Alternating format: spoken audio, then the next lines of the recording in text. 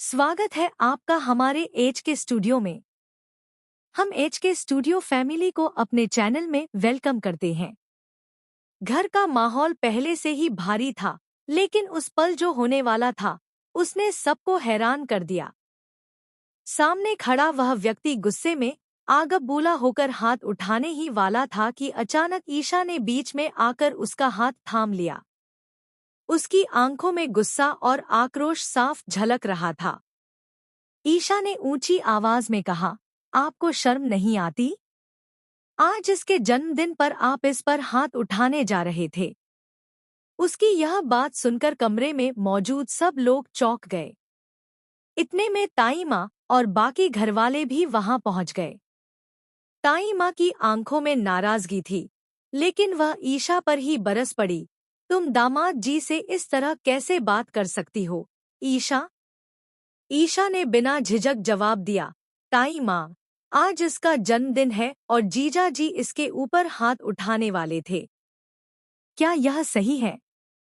सभी लोग एक दूसरे का चेहरा देखने लगे, लेकिन ईशा की बात सुनकर माहौल और भी गंभीर हो गया। तभी किसी ने सवाल उठाया, आखिर ऐसा क्या हो गया कि बात हाथ उठाने तक आ पहुंची? ईशा ने गहरी सांस ली और कहा, आपको सच सुनने की हिम्मत है तो सुनिए। आज जो होने वाला है वो आपके सामने किसी की असलियत खोलकर रख देगा।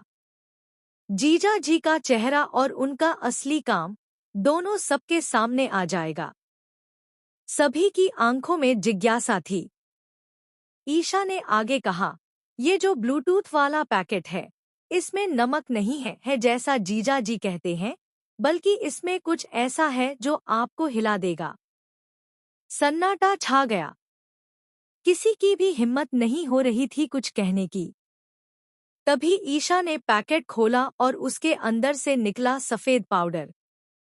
सबकी आंखें फटी की फटी रह गईं। ये ड्रग्स है, ईशा ने ठंडे स्वर में कहा, और जीजा जी इस धंधे में शामिल हैं। यही नहीं, ये गलत इरादों से पैसे कमाने के लिए इसका सप्लाई करते हैं। घर का माहौल तूफान से पहले की खामोशी जैसा था। ताई माँ के हाथ कांपने लगे, बाकी लोग सदमे में थे। जीजा जी का चेहरा उतर चुका था, लेकिन अब खेल खत्म हो चुका था। ब्लूटूथ सबके सामने सच बोल चुका था और अब ईशा के पास उनके गुनाहों के सबूत थे।